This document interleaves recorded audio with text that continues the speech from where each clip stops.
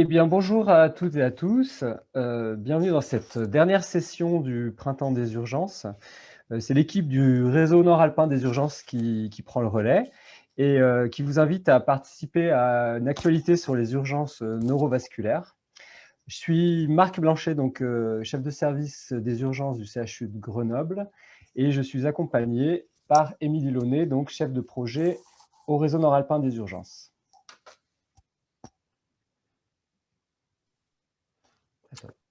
Bonjour à tous. Nous avons souhaité aborder le thème de l'AVC dans cette session du webinaire Printemps des urgences pour discuter des nouvelles recommandations de prise en charge et des difficultés que l'on peut rencontrer à les mettre en place et à les intégrer à nos procédures locales. Donc, on va faire un petit tour de table de tous les acteurs impliqués dans cette prise en charge, donc un neurologue, une urgentiste, un neuroradiologue, et on finira par une présentation d'une application pratique de ces recommandations en Suisse. Vous allez pouvoir poser des questions pendant la séance, on y répondra tout à la fin. Pour poser vos questions, il faut utiliser l'onglet questions et réponses en bas de votre écran et pas l'onglet discussion. Voilà, donc on va commencer. Je vais laisser la parole au professeur Olivier Detente du CHU Grenoble-Alpes qui va nous présenter ces fameuses recommandations. Bonjour, merci Émilie, merci Marc et Carlos pour toute cette organisation. Je vais partager, excusez-moi, ici.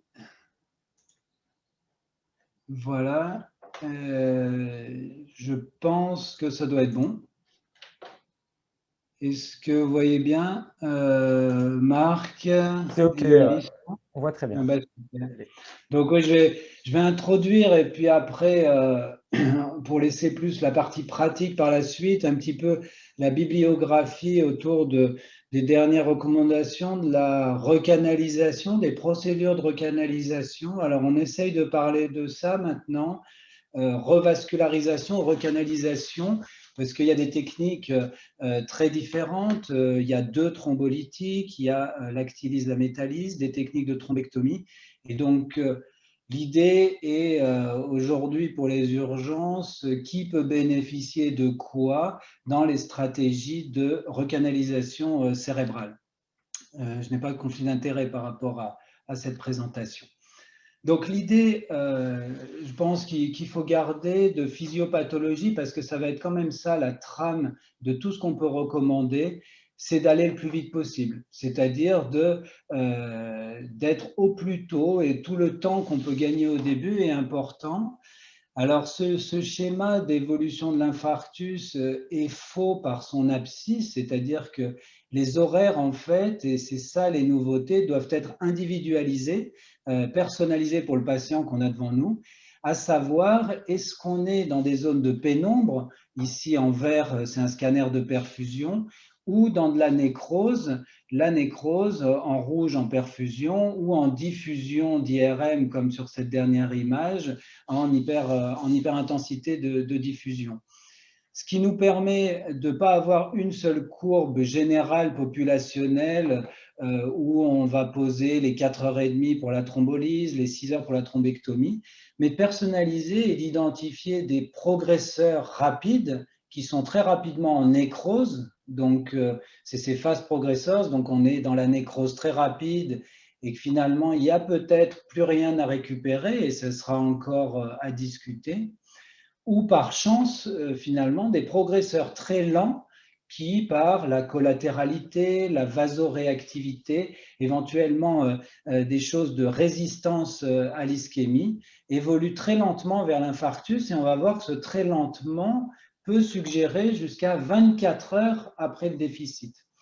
Et ça, la clinique ne va pas nous aider, et ça, c'est important à comprendre, parce que la clinique, l'importance du déficit, donc au NIHSS, va couvrir l'arrêt électrique des neurones, c'est-à-dire la zone en pénombre et en infarctus. Donc, on a l'image du patient, de sa souffrance cérébrale, et dans cette souffrance cérébrale, on va essayer de trier les patients en infarctus ou en pénombre, savoir s'il y a un intérêt, bien sûr, de recanaliser la pénombre, l'infarctus, pour peu que ce soit une nécrose complète, on reverra cette discussion à la fin, et plutôt à risque hémorragique si c'est recanalisé. Donc, je ne reviens pas sur la thrombolyse moins de 4h30, hein, c'est des études populationnelles, on vérifie qu'il n'y a pas d'hématome, et en moins de 4h30, on peut thromboliser quelqu'un à l'actylis. Sur la thrombolyse IV, voilà une étude intéressante qui pose la question des délais inconnus, c'est-à-dire au réveil le matin, au réveil de la sieste, ou pas de témoin, donc on a des informations non fiables sur le délai. Il propose ici, dans ce que je vous dis, une sélection assez simple sur le flair, le T de flair qui se positive classiquement, historiquement, en 5-6 heures.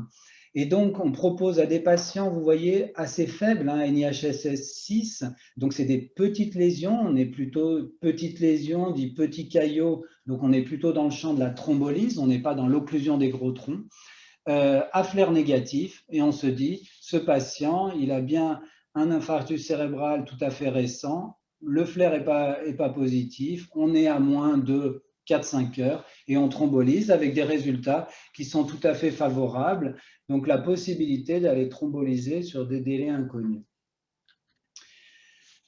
Confirmation avec cette étude Extend, là qui mettait un délai à 9 heures, 9 heures sur délai connu, ou au réveil, même idée, délai inconnu au réveil le matin, le patient a été vu normal la veille au soir ou au coucher, et on retrouve, vous voyez, la même cohorte de patients, NIHSS assez faible, donc petite lésion cérébrale, NIH 6, patient assez jeune, et là, IRM de diffusion-perfusion ou scanner-perfusion, ça veut dire un mismatch diffusion-perfusion, comme je vous ai montré en introduction, donc des patients qui ont encore une pénombre, donc une pénombre à sauver, et effectivement, on retrouve des résultats aussi encourageants pour dire que chez ces patients sélectionnés, ça veut dire des patients, c'est plus une urgence AVC, l'alerte est AVC, mais là, on est dans l'urgence pénombre, finalement, on essaye d'identifier la pénombre ischémique et on garde des résultats favorables comme historiquement. Alors, le problème, c'est que la thrombolyse IV, ce qui a été le rationnel pour la neuroradio interventionnelle, c'est que ça fonctionne assez mal sur les gros troncs. Les occlusions de gros troncs, c'est-à-dire les artères proximales du polygone de Willis, essentiellement l'artère cérébrale moyenne en M1, les carotides terminales et très peu de données sur l'artère basilaire, parce qu'ils ont été peu recrutés dans les études et on n'a pas beaucoup de données. Le NIHSS moins fiable, c'est une pathologie tout à fait particulière. En tous les cas, voilà, si vous avez une lecture maintenant un peu historique à avoir sur le bridging, c'est-à-dire l'enchaînement thrombolyse-thrombectomie, sans réfléchir et sans attendre entre les deux gestes, hein, c'est la perfusion et on enchaîne sur la salle de radiologie interventionnelle en moins de 6 heures. C'est l'ensemble et la méta-analyse de toutes les grandes études qui ont montré ici des résultats tout à fait intéressants. Hein. On parlait de révolution thérapeutique sur des accidents, là, forcément, qui sont graves, des NIHSS élevés. Vous voyez que des patients vont être jusqu'à supérieur à 21. Donc ça, c'est le gros caillot, la grosse artère, la grande souffrance cérébrale. Tout âge, ça c'est intéressant, on y reviendra un peu sur la synthèse des recommandations. Tout âge adulte et notamment chez le sujet très âgé, peut-être parce qu'aussi dans les handicaps au long terme, ce patient âgé, c'est un peu tout de suite parce qu'il bénéficiera moins de la rééducation par une fragilité d'état général. Donc l'impact thérapeutique majeur, c'est de limiter la lésion cérébrale au départ et des patients éventuellement graves. Des résultats, je ne les détaille pas non plus, qui sont favorables et qui ont bien introduit ce bridging, thrombolyse-thrombectomie dans les moins de 6 heures dans nos pratiques depuis ces premières études de 2015. Alors, est-ce qu'on peut aller plus loin? Revenons sur la sélection des patients. Donc, la gros tronc, occlusion de gros tronc, éligible à la thrombectomie. Alors, est-ce qu'il faut thromboliser au risque de faire saigner les patients? On voit, c'est intéressant, dans cette étude d'On, on verra dans la suivante, donc on a des patients graves, NIHSS 17, et il y a quand même une dizaine de pourcents de patients qui ont une thrombolyse intraveineuse avant la thrombectomie. Donc, ce n'est pas impossible aussi de thromboliser très tardivement ces patients graves, pour peu qu'ils aient un bon mismatch, une bonne discordance, une pénombre estimée, qui ici dans cette étude est radioclinique, c'est-à-dire en radiologie on voit l'infarctus, IRM, en diffusion par exemple, un infarctus de petite taille et un déficit clinique très important, ça veut dire que la souffrance cérébrale de pénombre est importante, et sur ces discordances radiocliniques où l'infarctus n'explique pas tout le déficit, et bien la thrombectomie est largement bénéfique également, donc jusqu'à 24 heures.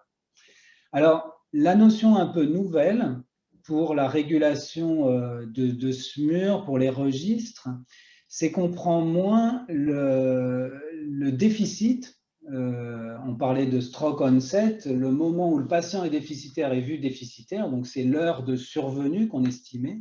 Maintenant, il y a une nouvelle notion de régulation qui est vue normale, c'est-à-dire, si on veut se mettre dans les moins de 24 heures, il va falloir aller rechercher dans l'histoire la dernière fois que le patient était vu normal. Ce qui change, et ça sera sûrement une des discussions sur les urgences et la manière de réguler, c'est qu'on ne pose plus la question finalement quand est survenu le déficit clinique, mais quand est-ce qu'il a été vu normal, à qui je laisse la chance d'avoir de l'imagerie multimodale pour estimer la pénombre.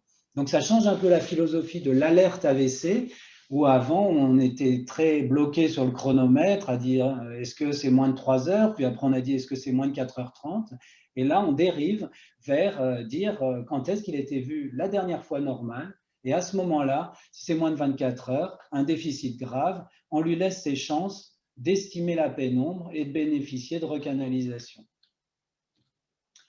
La même idée avec une belle image dans cette publication de Diffuse 3 en 2018. Voilà un mismatch tel qu'il est présenté, une discordance que vous voyez bien chez ce patient. Donc, délai inconnu NIHSS 23, c'est une grande hémiplégie aphasie. Par contre, l'infarctus en rose, vous voyez, est d'assez petite taille par rapport à un déficit très grave, notamment une aphasie. On n'est pas sûr que là, il y ait une souffrance dans le langage. Par contre, en perfusion, on voit qu'on explique bien le déficit par un large volume d'hypoperfusion hémisphérique gauche, donc une lésion ischémique, une lésion d'hypoperfusion du territoire sylvien. Il y a une occlusion proximale et ce patient est donc tout à fait éligible, sans même connaître son délai, à de la thrombolyse-thrombectomie. Vous voyez, thrombolyse pour 10% des cas, ou à la thrombectomie seule si on estime que le risque hémorragique est trop élevé. La moyenne entre 6 et 16 heures depuis avoir été vue normale, c'est H10, c'est 10 heures la moyenne de traitement. Donc on voit bien qu'on remplit bien les critères voulus. Une notion dont je n'avais pas parlé, c'est est-ce qu'on peut prendre les très gros infarctus? Est-ce qu'il y a encore des choses à sauver dans la nécrose? La nécrose, c'est une définition histologique, ce n'est pas une photo. Est-ce que dans cette zone rose, il y a quelques neurones, quelques zones qui sont à sauver?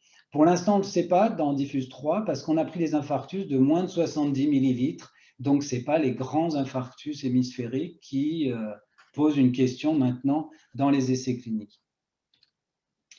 Alors, où transporter le patient? Une fois qu'on sait ça, c'est là où on va réfléchir en urgence. Est-ce qu'on envoie un scanner à domicile? C'est les mobile stroke units, les scanners embarqués qui commencent à se faire. Est-ce qu'on doit aller au centre capable d'une thrombectomie, donc le centre expert ou ce qu'on dit competent, comprehensive center? Ou est-ce qu'on va au plus près pour permettre la thrombolyse le plus rapidement? Auquel cas, ça conditionne un transfert d'un centre sans thrombectomie vers la thrombectomie, donc un transport primo-secondaire extrêmement rapide pour ne pas perdre du temps entre la perfusion de thrombolytique et puis une salle d'artériographie. Donc voilà, quelques schémas de régulation différentes. Est-ce qu'on déplace le patient? Est-ce qu'on déplace les équipes, on peut aller faire des thrombectomies distantes dans une autre salle d'artériographie. On verra que pour l'instant, c'est un peu de l'organisation locale et qu'on doit s'adapter à son terrain et à sa cartographie des services d'urgence et des services de secours. Thrombolyse et thrombectomie, voilà le registre ETIS français, avec, donc là, c'est du rétrospectif sur les occlusions de gros troncs éligibles à la thrombectomie. Est-ce qu'on avait des différences en allant directement dans un centre de thrombectomie ou dans un centre de proximité? Alors, dans cette étude rétrospective, un non randomisé qui doit être confirmé, la prise en charge primaire en centre de thrombectomie semblait favorable sur ces déficits graves, NIHSS 16, et qu'on avait un bénéfice plus important si la distance entre les centres est plus importante. Ils l'ont donné en 12,5 MAES ou un délai d'imagerie de 140 minutes. Ça revient à cette structure locale du primo-secondaire, du transport primo-secondaire, où on doit s'adapter avec sa distanciation des centres. C'est à confirmer, il y a Presto, il y a RAISCAT en Espagne, Presto en France. Il y a d'autres études qui vont randomiser ça pour savoir où est-ce qu'on adresse en primaire ces patients graves pour, d'un côté, pas faire perdre de temps pour la thrombolyse, ce qui peut être en faveur d'être à la thrombolyse de proximité, mais pas faire perdre de temps après pour l'enchaînement sur la thrombectomie quand c'est nécessaire. Alors, autre chose, est-ce que finalement on a besoin de thrombolyse? Est-ce que la question d'aller thromboliser dans les urgences de proximité ou dans l'UNV de proximité, est-ce que c'est utile? On a moyennement des réponses, et ça va être encore une question dans cette étude donc, de l'année dernière. Vous voyez que c'est des gros troncs occlus, NIHSS 17, on retrouve tout à fait les mêmes critères d'inclusion, et on fait avec ou sans actilyse la thrombectomie. Il y a une non-infériorité sur le pronostic, mais pas de supériorité d'une des stratégies. Et la recanalisation est plutôt moins bonne quand il y a une thrombectomie seule. Donc, on a l'impression que la thrombolyse IV va aider à une meilleure recanalisation et peut-être aider à laver les petits caillots, à thromboliser les petits caillots plus distaux pour permettre une très très bonne qualité de reperfusion du tissu. On parle aussi beaucoup de la reperfusion veineuse, des petites veines qui bénéficient de la thrombolyse per ou post ou pré-thrombectomie. Alors, l'infarctus mineur, est-ce que les petits infarctus mineurs bénéficient de thrombectomie, donc des NIHSS faibles? Il y a une faible souffrance cérébrale, mais il peut y avoir des occlusions des gros troncs. Donc, il y a une bonne collatéralité, il y a une suppléance, il y a des tas de mécanismes physiopathologiques qui font que le patient n'est pas grave. Et finalement, c'est assez logique, les résultats de cette étude Minor Stroke sur cohorte rétrospective, c'est qu'on augmente le risque hémorragique en faisant thrombolyse thrombectomie si le caillot est petit, en distalité, le geste est plus difficile, plus distal, le risque hémorragique est plus élevé. Et par contre, on est bénéfique sur l'occlusion proximale. Donc ça enfonce un peu le clou de dire que quand l'occlusion est très proximale, même si la souffrance cérébrale est faible, on aura plutôt un meilleur pronostic, vous voyez, sans handicap, que de faire une thrombolyse simple. Ça revient à dire que la thrombolyse simple est plutôt insuffisante sur un gros caillot proximal. Alors voilà pour terminer la synthèse. Patrick Michel parlera de l'actualité suisse où ils viennent de réactualiser les recommandations. Pour l'instant, en Europe, suite aux Américains, en Europe et en France, on est resté sur ce papier-là de la thrombectomie et de l'occlusion des gros troncs, donc paru en 2019, sur 15 points qui sont discutés. Je vous ai fait quelques extraits. Donc, thrombolyse, thrombectomie, moins de 6 heures, pas de discussion. On est dans les occlusions de gros troncs. Hein, c'est des recommandations sur l'occlusion de gros troncs. Le 6 à 24 heures, c'est là où il nous faut une imagerie avancée, soit IRM, soit scanner avec perfusion ou estimation de la collatéralité. Et ben, pour revenir à ce que je vous disais en introduction, est-ce qu'on est dans une situation verte de pénombre ischémique à sauver ou dans une situation rouge de nécrose étendue? Et ça à personnaliser puisqu'on n'a pas tous la même réponse à une occlusion vasculaire. Et puis les questions, il y a beaucoup de questions qui sont en cours de traitement dans des essais. Est-ce que le très gros infarctus, dans cette zone rouge ici, du très gros infarctus, est-ce qu'il y a des choses à sauver? La lésion, en fait, est hétérogène. L'anoxie, la nécrose tissulaire est hétérogène. Peut-être qu'il y a des choses à sauver. Pour quel patient? Comment sélectionner? À discuter et à voir avec les essais. Le mode d'anesthésie, est-ce qu'il nous faut absolument une anesthésie générale avec un bon contrôle tensionnel? Est-ce que le local ou la sédation consciente est suffisante? On a des études discordantes là-dessus. Le stenting sur l'athérome, si on a une sténose de carotide alors qu'on vient de faire la thrombectomie, c'est vrai que c'est assez attirant de se dire qu'on va stenter la carotide en descendant ou en montant, peu importe techniquement. Ça va être, pour l'instant, c'est évoqué comme une possibilité technique. Il faut qu'on prouve que ça marche pour prévenir les récidives précoces d'embole.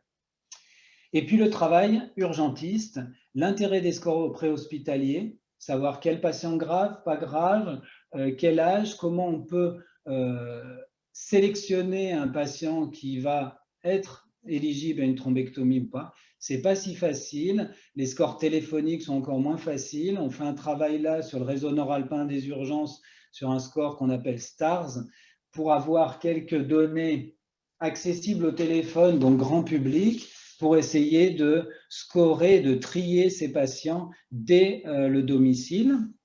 Et puis, l'adressage primaire reste une grande question. Et là, on renvoie toutes les organisations et toutes les régions à leur organisation locale. Je suis sûr que Patrick Michel aura des commentaires sur la Suisse. Voilà pour l'introduction générale. Je vous remercie pour votre attention. Et puis, ouvert à toutes les questions à la fin. J'ai compris, Marc, on regroupe toutes les questions à la fin. C'est ça. Merci beaucoup. Merci Olivier, merci à toi pour cette introduction très très claire. Je vais donner la parole maintenant à une urgentiste, Cécile Plumereau, qui est urgentiste donc, à l'hôpital Édouard Herriot à Lyon et qui a la chance de pouvoir partager son temps de travail en unité de neurovasculaire. Donc, c'est bien la personne la plus avisée pour donner le point de vue de l'urgentiste éclairé sur la neurovasculaire. À toi, Cécile. Merci. Tout d'abord, je voulais vous remercier pour cette invitation et puis m'excuser par avance. Je me trouve dans un bureau au centre de régulation des appels, alors c'est possible que le haut-parleur retentisse au cours de la présentation. Voilà, donc moi, on m'a demandé de vous parler un petit peu de l'organisation aux urgences et au SAMU avec justement l'extension des délais de traitement de reperfusion pour les accidents vasculaires cérébraux. Alors, ce que je vous propose dans un premier temps, c'est de vous donner quelques statistiques du centre de thrombectomie de Lyon. Et puis, on verra ensuite l'impact que tout ça peut avoir sur nos services d'accueil des urgences et sur nos centres de régulation. Alors, tout d'abord, sur l'année 2020, au centre de thrombectomie de Lyon, 522 patients ont été reperfusés, soit par thrombolyse, soit par thrombectomie. Et chez ces 522 malades, 168 d'entre eux étaient traités à plus de 6 heures du début des symptômes ou avec un last seen well, donc ce qu'on appelle le dernière fois vu normal, à plus de 6 heures, supérieur à 6 heures.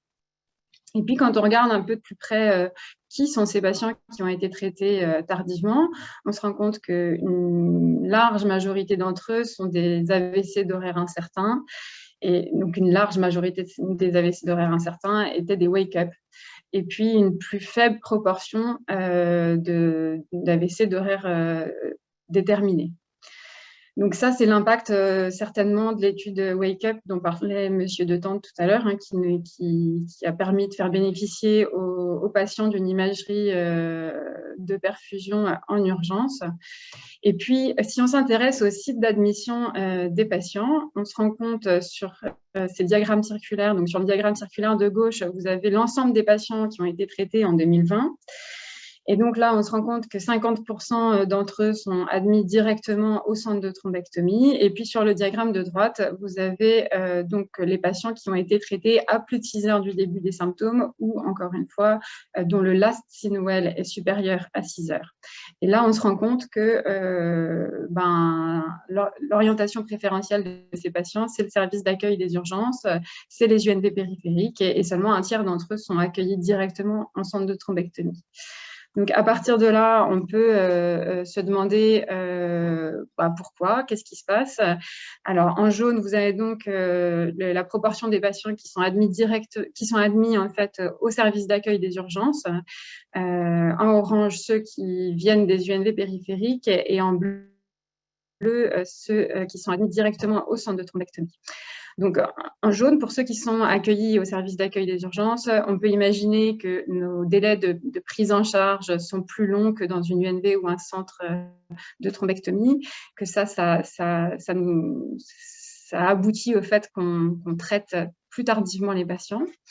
Il est possible également que le déficit en lit dans les soins intensifs neurovasculaires de nos centres de thrombectomie oblige en fait les neurologues vasculaires à nous rediriger des patients vers les urgences et certainement qu'ils redirigent préférentiellement les patients qui sont avec des délais de prise en charge plus importants. Et puis, les urgences restent également le site où les patients se présentent spontanément et ces présentations spontanées sont donc souvent plus tardives par rapport à l'installation des symptômes. Donc tout ça, ça va concerner un petit peu l'organisation qu'il va falloir mettre en place au service d'accueil des urgences. Et puis, pour ces patients qui viennent des UNV périphériques, eh bien, on peut imaginer que les délais sont chronophages et donc que les délais de transfert sont chronophages et que ça aboutit effectivement à ce que les patients soient traités plus tardivement.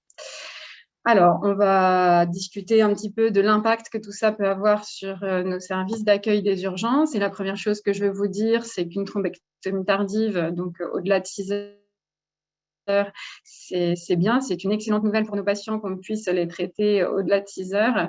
Mais ce qu'il faut avant tout, c'est essayer le plus possible de les traiter le plus tôt possible. Et donc, c'est l'occasion, avec ces nouvelles études, de revoir l'ensemble de la filière du door to needle, en fait, pour essayer vraiment de gagner du temps sur tous les segments de la prise en charge.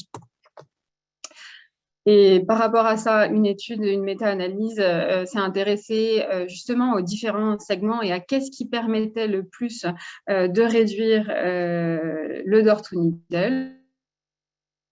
Et leur résultat, c'est de montrer que, en fait, c'est souvent la combinaison de plusieurs stratégies qui est la plus performante. Et puis, s'il fallait retenir un critère singulier qui influence le door to needle, ce serait de pouvoir accueillir directement nos patients à l'imagerie.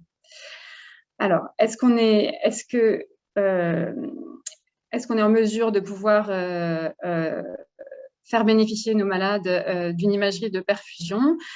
C'est absolument nécessaire, cette imagerie de perfusion pour les patients qui sont au-delà de 6 heures du début des symptômes ou ces AVC d'horaire incertain. En premier lieu, pour poser le diagnostic positif. En deuxième lieu, pour établir le siège de l'occlusion. Et enfin, pour évaluer l'existence de tissus à risque, de tissus qui pourraient en fait finir par nécroser si le patient n'était pas reperfusé. L'imagerie de perfusion, elle peut se faire soit en scanner, soit en IRM. Et j'insiste sur le fait que c'est les mêmes machines, c'est des logiciels différents en fait qui permettent d'établir des cartographies des zones à risque. Et donc le scanner convient très bien. Les seules circonstances où l'IRM de perfusion est vraiment incontournable, c'est donc l'AVC d'horaire incertain, les wake-up, qui, sur la base de l'imagerie, permettent quand même de proposer une thrombolyse à certains patients. Alors, est-ce qu'on en est capable? Est-ce qu'on va réussir à proposer une imagerie de perfusion à tous nos patients qui se présentent à moins de 24 heures du début des symptômes? Est-ce qu'on est capable d'accueillir directement à l'imagerie les patients qui sont régulés par le 15? Eh bien, je pense que oui, je pense qu'on n'a pas d'autre choix de toute façon, qu'il va falloir s'organiser pour le faire, que ça devient même aujourd'hui une exigence éthique sur la base des dernières études. Et puis, on peut imaginer que ça devienne aussi quelque chose qui puisse être opposé par les patients. Alors, concrètement, combien ça représente de patients? Voilà, je vais parler du service d'accueil des urgences dans lequel je travaille, le centre hospitalier Édouard Herriot à Lyon. Et sur l'année 2020, donc l'année Covid, on a tourné à peu près 163 passages par jour. Sur les années précédentes, on était plutôt on était plutôt autour de 200 passages. Donc, il y a quand même eu un impact, effectivement. Et en moyenne, 3,6 suspicions d'AVC par jour, dont 50% sont régulés par le 15. Un tiers reste des présentations spontanées, les autres patients étant adressés soit par leur médecin traitant, soit par SOS médecin. Alors, quand déclencher la filière urgence-reperfusion? Est-ce que systématiquement il faut le faire? C'est quelque chose qu'il va falloir bien réfléchir. Je pense qu'il faut qu'on ait un usage qui soit vraiment raisonné des moyens. Il faut qu'on s'adapte un petit peu à nos capacités. Je pense qu'il faut effectivement sélectionner les patients qui sont éligibles à un traitement de reperfusion, que ça doit se faire en accord avec le neurologue vasculaire et qu'il faut le réfléchir en fonction de leur âge, de leur autonomie. Et ça pour éviter d'épuiser notre filière, d'épuiser nos radiologues, nos médecins, nos équipes paramédicales, dans un souci d'exigence de performance et d'efficience. Alors, il y a du coup un intérêt majeur à réécrire nos protocoles de service sur la base de ces dernières études, et il faut que ces protocoles soient le fruit d'une réflexion commune avec les radiologues, en insistant bien sur le fait que le nombre d'examens total ne sera pas modifié, que c'est simplement l'ordre de priorité de réalisation de ces examens qui va devoir changer. Voilà pour le service d'accueil des urgences. On va maintenant discuter un petit peu de la régulation de l'AVC à partir de ces dernières études. Et donc, la première chose que je veux vous dire, c'est que voilà, l'orientation initiale des patients, elle est vraiment cruciale. On en a parlé tout à l'heure avec Monsieur De Tente. Et puis, je vous montre cette étude sur le registre Stratis également, qui a mis en évidence qui a un impact négatif du transfert chez les patients qui ont besoin d'une thrombectomie. C'est-à-dire que les patients qui sont admis directement au centre de thrombectomie ont un score d'autonomie à 3 mois qui est bien meilleur que ceux qui sont admis soit dans les services d'accueil des urgences, soit dans les UNV qui n'ont pas de centre de thrombectomie et qui sont secondairement transférés. Donc, il y a un impact sur le délai du traitement et sur le Rankin Scale, donc le score d'autonomie à 3 mois.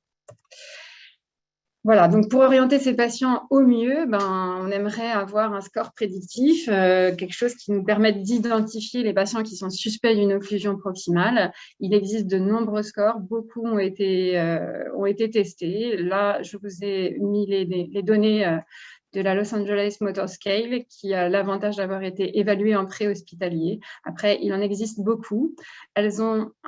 Ces scores, ils ont un peu tous les mêmes avantages, tous les mêmes inconvénients, c'est-à-dire que la sensibilité souvent est relativement satisfaisante, 0,75 pour la Los Angeles Motor Scale, mais la spécificité, elle reste quand même assez modérée, et ça s'explique par le fait qu'on surtrie aussi beaucoup d'AVC hémorragiques avec ces scores. Donc, en premier lieu, on aimerait les orienter, ces patients suspects d'occlusion proximale, vers des centres de thrombectomie. Puis, dans un second temps, on aimerait, si ce n'est pas possible, orienter plutôt vers les UNV et, à défaut, les orienter vers des services d'accueil des urgences qui sont dotés d'une imagerie de perfusion. Voilà, aujourd'hui, ça devient compliqué en régulation d'orienter un patient vers un service d'accueil des urgences qui n'est pas en mesure d'offrir une imagerie multimodale à des patients à moins de 24 heures du début des symptômes. Voilà, je vous ai fait une petite carte de la région Auvergne-Rhône-Alpes pour qu'on voit un petit peu les plateaux techniques qu'on peut avoir. Donc, effectivement, en région Auvergne-Rhône-Alpes, on a 4 centres de thrombectomie à Clermont-Ferrand, Lyon, Saint-Étienne et Grenoble. Et puis, si on s'intéresse au bassin de population qui dépend en fait du centre de thrombectomie de Lyon, on se rend compte qu'il y a 6 unités neurovasculaires. Vous voyez que ça s'étale vraiment sur plusieurs centaines de kilomètres, que ça représente du coup des transferts qui sont assez importants à organiser en termes de temps et de moyens. Et puis, donc, en rouge, les unités neurovasculaires et en noir, les services d'accueil des urgences des hôpitaux qui dépendent du centre de trombectomie de Lyon. Et je me suis intéressée à savoir quels étaient les services d'accueil des urgences qui n'étaient pas des UNV et qui pouvaient proposer de l'imagerie de perfusion 24 heures sur 24 aux patients. Et en fait, vous voyez que malheureusement, pas beaucoup d'entre eux. Vous avez le centre hospitalier de Bourgoin-Jallieu là, qui apparaît en vert, qui en fait est le seul de toute la région à avoir les logiciels adaptés pour faire de l'imagerie de perfusion sur scanner. Et puis, si on se penche un petit peu sur la métropole lyonnaise, on se rend compte qu'il y a un peu moins de la moitié des SAU qui sont en mesure de proposer de l'imagerie de perfusion 24 heures sur 24. Voilà. Donc, malheureusement, tant que les capacités d'accueil en centre de thrombectomie seront celles qu'elles sont aujourd'hui et qu'il n'y aura pas plus de centres de thrombectomie dans la région, il va falloir se préparer effectivement à ce que ces transferts soient de plus en plus nombreux. Ces transferts, ils vont devoir se faire des services d'accueil des urgences vers le centre de thrombectomie, des unités neurovasculaires vers les centres de thrombectomie, mais il y a aussi les trajets retour des centres de thrombectomie vers les UNV périphériques qu'il va falloir organiser. Et donc, pour tout ça, il va falloir qu'on s'intéresse à quelle est la modalité la plus adaptée? Est-ce qu'un SMUR est absolument nécessaire? Est-ce qu'il faut avoir un médecin systématique à chaque transfert? Est-ce que les ambulances privées peuvent suffire en termes de sécurité? Est-ce qu'ils sauront répondre en termes de rapidité? C'est pas évident. Est-ce qu'il faut se mettre à faire de plus en plus de T2IH? Peut-être. Pour l'instant, en tout cas, dans notre région, il y a le centre hospitalier de Bourg-en-Bresse qui a commencé déjà à faire des transferts en T2IH. On est en train de voir un petit peu plus largement si ça pourrait être une option. Voilà. En conclusion, ce que je voulais vous dire pour optimiser l'accès au traitement de reperfusion de nos patients victimes d'accidents vasculaires, c'est qu'aux urgences, la mise à jour des équipes est absolument indispensable. Voilà, ça fait maintenant bientôt 3 ans que le Down et Diffuse 3 ont été publiés. Je pense qu'on n'est pas forcément tous très à jour. Et je parle des équipes médicales, mais aussi des équipes paramédicales. Voilà, comme le disait Monsieur de Tente, on va de plus en plus vers une prise en charge individualisée du patient, basée sur l'imagerie, bien moins bloquée sur des critères horaires. Voilà. Et puis, en tant qu'urgentiste, voilà, notre objectif central, ça doit vraiment être la réduction du door to needle. Ça doit être quasiment une obsession maintenant. Et puis, en ce qui concerne le SAMU, comme aux urgences, on a des grosses équipes, donc mise à jour des équipes. Voilà, essayer le plus possible que l'orientation initiale de nos patients soit la bonne. Et puis, voilà, comment on optimise les transferts pour être le plus efficient possible. Je vous remercie de m'avoir écouté. Et puis, je laisse la parole aux animateurs. Merci beaucoup, Cécile, pour cette présentation. On va maintenant laisser la parole au docteur Ricardo Moreno, qui va nous présenter son point de vue de neuroradiologue, puisqu'il est effectivement neuroradiologue au CHU de Clermont-Ferrand. Et j'en profite pour vous encourager à ne pas hésiter à poser vos questions dans l'onglet questions et réponses. On répondra à la fin de la présentation. Merci. Donc,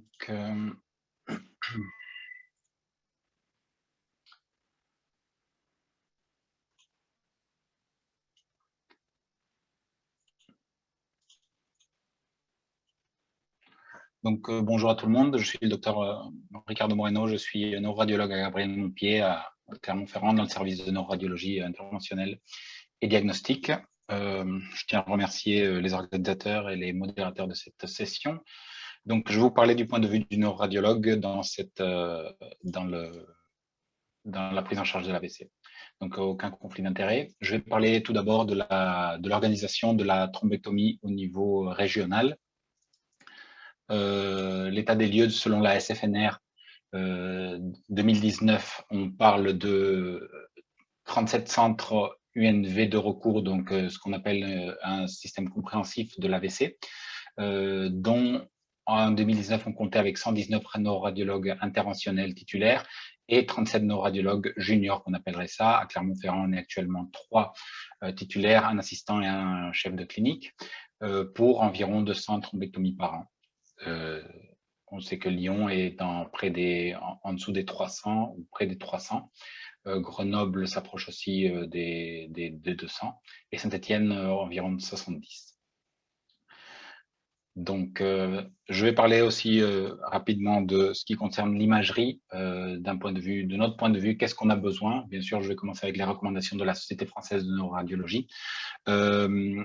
Avec la multiplication des centres d'imagerie, on sait que les possibilités d'arrêt du SAMU ou de la prise en charge augmentent, mais si on n'arrive pas à répondre à toutes les questions, la décision reste difficile, tant pour le neurologue qui va prendre la décision, qui régule cette phase aiguë, ainsi que pour le neuroradiologue qui doit choisir le matériel, la technique, ainsi que d'accepter ou pas le patient dans la filière.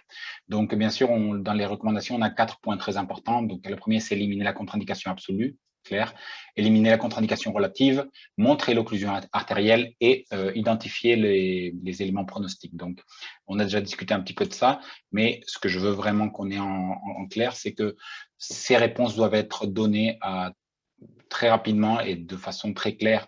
C'est pour ça que s'arrêter dans des centres qui ne vont pas nous donner ces réponses-là ne nous permet pas de faire un choix correct dans ce qui concerne la prise en charge. Donc, bien sûr, quand on parle d'un infarctus trop étendu, du score aspect, je pense que vous êtes partiellement familiarisé avec le score, la sensibilité interopérateur et ainsi que la reproductibilité du score aspect peut se présenter douteuse, notamment avec les gens qui ne sont pas habitués. Donc, s'arrêter dans un centre périphérique, des fois, peut entraîner le fait de ne pas avoir un score aspect fiable qui nous permettra de décider ou décider du neurologue de décider sur la prise en charge de ce patient. Montrer l'occlusion artérielle, bien sûr, on doit trouver l'occlusion pour savoir s'il existe une occlusion accessible à la thrombectomie mécanique, accessible ou bénéfique pour la thrombolyse. On vient de parler que la thrombolyse peut être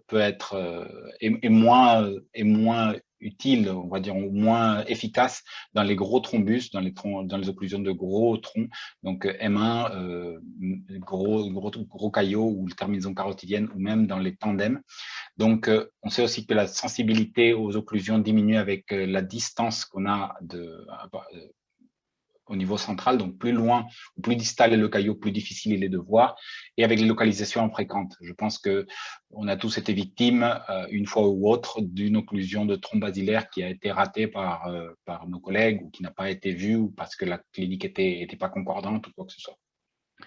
Et il faut faire le point aussi sur le fait d'identifier un pronostic fonctionnel. Un pronostic supplémentaire. Ça veut dire que dans ce que parlait Monsieur de Tante, c'était de savoir s'il existe du cerveau viable par rapport à l'infarctus déjà établi.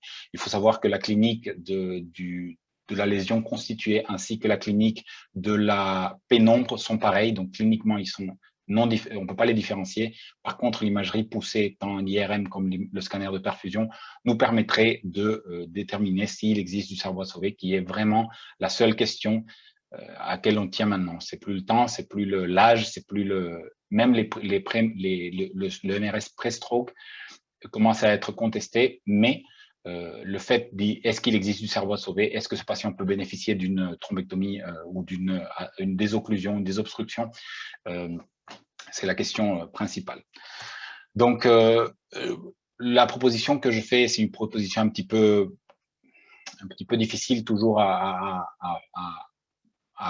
couvrir le territoire, à couvrir dans le territoire complet. La proposition d'un standard de soins, ça veut dire que on devrait avoir une idée claire de ce qu'on va faire pour chaque patient qui vient pour une phase aiguë. Certes, dans les moins de 6 heures, on se pose beaucoup moins de questions, mais à partir de 6 heures, notamment dans certaines zones, dans certaines régions, comme par exemple Clermont, qui certes présente des difficultés de transport par rapport aux alentours, à la distance, Lyon qui couvre aussi des grandes distances, donc du coup les temps peuvent s'élargir, on n'a pas les mêmes patients que pourraient avoir des centres comme Bordeaux avec des patients un peu plus proches ou Paris avec la région parisienne proprement dite. Donc, c'est là où je parle de protocoles qui, si on unifie ces protocoles, on se pose beaucoup moins de questions. Et c'est ce que on proposera au groupe hospitalier régional. Donc, pour le scanner sans injection, ce sera un scanner sans injection, un scanner de perfusion, l'angio-TSA et l'acquisition au décours au cas où la perfusion n'est pas interprétable. Et l'IRM, on aura besoin d'une imagerie de diffusion, le FLAIR, un T de étoile ou une image de susceptibilité magnétique qui nous permettra de déterminer la possibilité d'un saignement ou pas, ainsi qu'une imagerie de TSA avec injection qui permet de nous donner une idée de l'accès ou de la localisation du thrombus de façon un peu plus précise. Avec ces informations-là, on peut prendre la décision de faire quoi que ce soit, tant pour le neurologue comme pour le neuroradiologue interventionnel.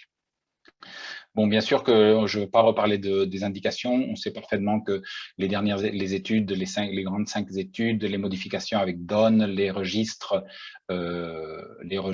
ETIS, Stratis et compagnie, la question maintenant se pose à partir de 2019. Se pose, vu que entre 2015 et 2018, on s'est remis en question de pourquoi les patients qu'on arrivait à désocclure n'évoluaient pas favorablement, c'est sur eux qu'on s'est intéressé le plus pour essayer de voir qu'est-ce qui ne va pas et qu'est-ce qu'on pourrait améliorer.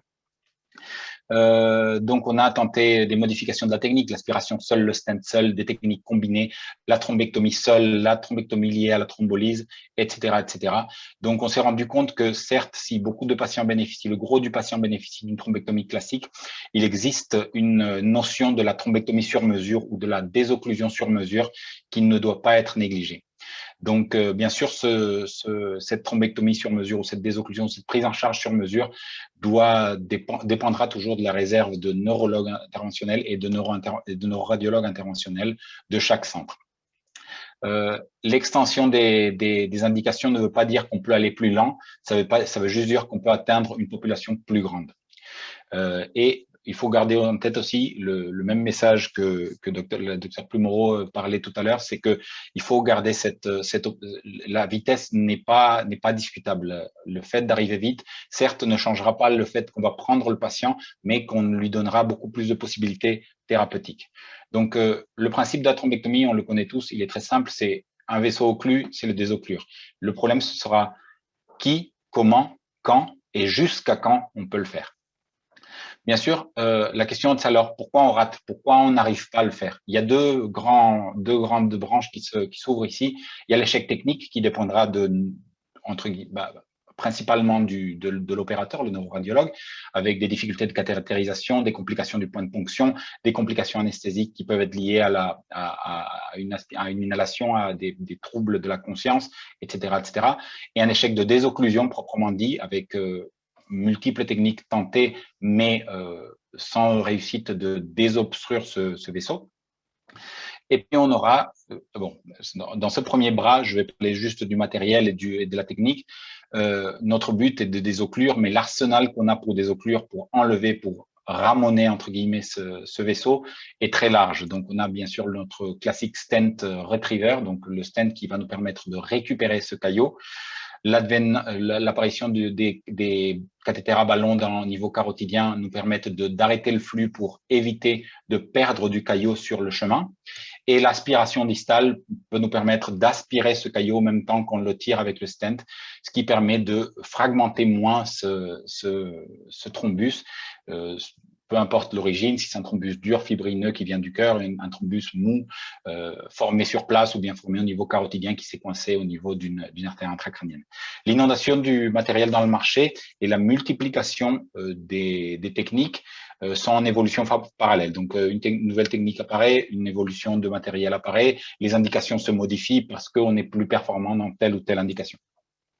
L'impact est très important parce que là, je vous montre différentes techniques, je ne vais pas m'arrêter trop longtemps là-dessus, mais différents types de techniques, on va dire, qui évoluent avec le temps, donc qui se complexifient avec le temps. Et on a dans le premier graphique, on a que le temps d'intervention va diminuer. Donc, le temps d'intervention diminue. Le nombre de passages qui est lié au dommage endothélial et au risque de saignement diminue, et ainsi que le taux de recanalisation, le score TICI, donc le score TICI de recanalisation, est meilleur avec les techniques combinées, avec les techniques on va dire nouvelles. Mais c'est pas tout ce qu'on a de nouveau dans notre arsenal. Le fait de modifier nos techniques et modifier notre matériel, c'est pas la seule chose qui nous permet d'arriver mieux à des occlures, mais aussi on a le fait le bridging therapy dont on a parlé tout à l'heure, le fait de faire la thrombolyse et la thrombectomie sans avoir du temps entre les deux.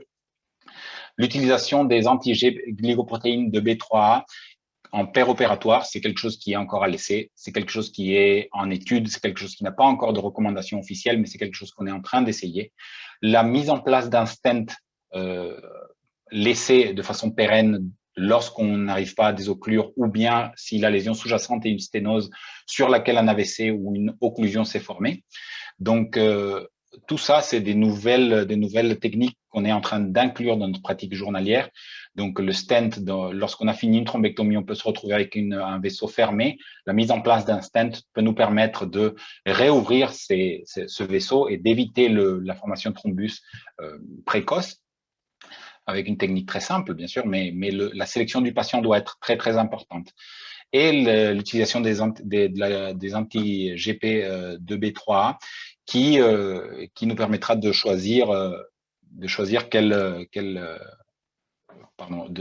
la formation de thrombus précoce. Le but jusqu'ici étant justement désoclure. Mais dans l'étude sans prise dans le registre sans prise qui a été le traitement agressif des sténoses intracrâniennes, on s'est retrouvé avec des résultats très, très, très négatifs sur ce point-là, du fait que la sélection des patients n'a pas été bonne. Donc, je repasse sur le fait que la sélection de patients, la thrombectomie sur mesure doit être quelque chose qu'on doit garder en tête. Donc, maintenant, on va parler de la réussite technique. Dans la réussite technique, on a réussi à des occlures, mais l'évolution de clinique est défavorable. Comment on peut expliquer ça? Donc, c'est là où on doit se pencher un petit peu plus, et c'est là où je pense que les questions doivent se poser de plus en plus. Le taux de réussite technique et le taux de réussite clinique peuvent être différés, avec des études qui montraient des taux de recanalisation de 76 à 89%, avec des TICI 2B, 3, mais pourquoi ces patients n'évoluent pas favorablement à 3 mois? Pourquoi ils n'évoluent pas favorablement à 6 mois? Est-ce qu'il faut améliorer la technique? Est-ce qu'il faut améliorer le matériel? Ou bien est-ce qu'il faut avoir une vision un petit peu moins monothématique et se demander quels sont les autres facteurs qu'on peut améliorer peut-être?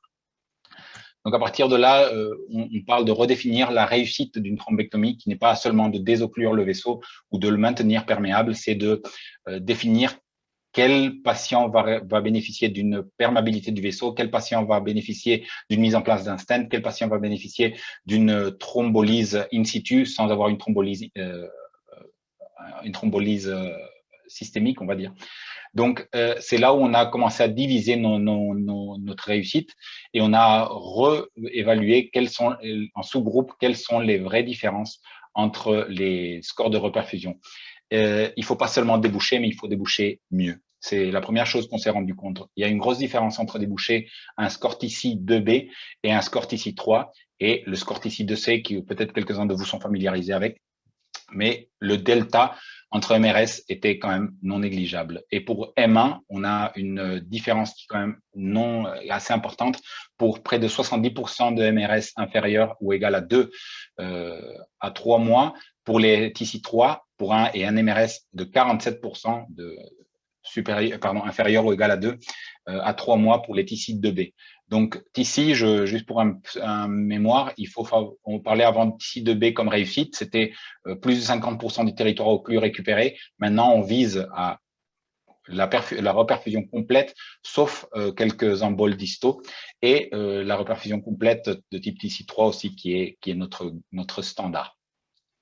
Donc déjà, la réussite redevient un sujet de discussion où on doit définir à quoi on vise en tant qu'interventionnel ou en tant que neurologue vasculaire. Donc, à partir de là, on s'est posé la question. Donc, on s'améliore dans la technique. Mais qu'est-ce qu'il y a d'autre, malgré cette désocclusion, malgré cette complète désocclusion? Quels sont encore les facteurs qui vont jouer sur notre évolution des patients? La première chose qu'on a trouvée, c'est que l'âge est un phénomène est un facteur défavorable. L'aspect de base est un facteur défavorable, et le NIHSS de base, bien sûr, est un est un phénomène défavorable.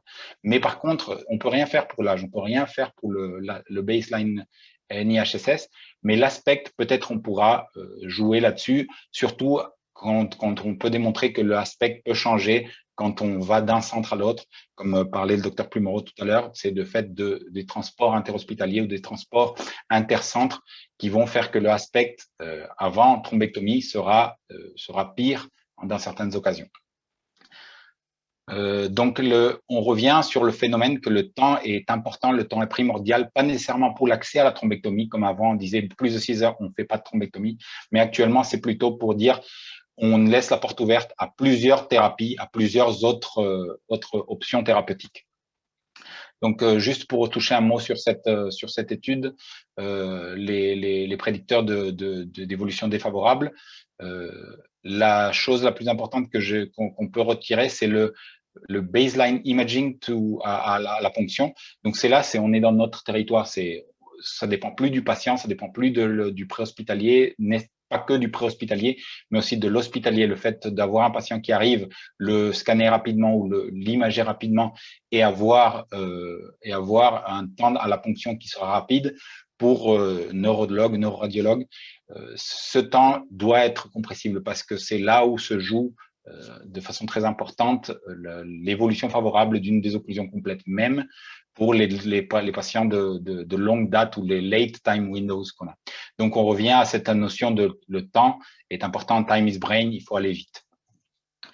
Donc, la filière AVC, je vais juste toucher un mot sur notre organisation et où sont les points d'inflexion qu'on peut peut-être trouver, améliorer. La filière AVC classique, avec l'appel du 15, le médecin régulateur, avec la connexion avec l'UNV, la direction, l'imagerie, la décision, le geste. Mais les points d'inflexion qui sont quand même importants à savoir, c'est l'UNV dans la décision du mothership, le drip and ship, l'imagerie en périph, etc., qui sera une décision plutôt UNV.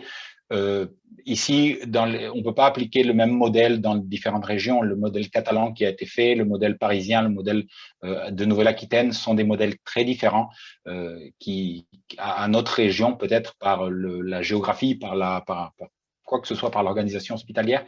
Donc, il faut peut-être éventuellement se lancer dans des études dans des régions comme l'Auvergne, comme Rhône-Alpes, pour voir si le drip and ship ou le mothership sont des options les plus viables.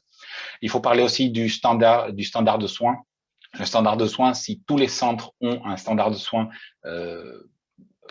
cadré, on saura que l'imagerie doit être faite de telle manière et on pourra unifier nos protocoles et ainsi que unifier notre analyse de l'imagerie avec des traitements et des post-traitements semi-automatisés. Donc, un centre qui peut faire une perfusion, mais le radiologue peut pas l'interpréter ou veut pas l'interpréter, où il n'y a pas de radiologue présent, nous, on pourra mettre en place, on est en train de mettre en place en étude actuellement à Clermont-Ferrand, de systèmes semi-automatisés d'intelligence artificielle qui pourront nous aider à prendre des décisions plus rapidement et à avoir des résultats très rapidement.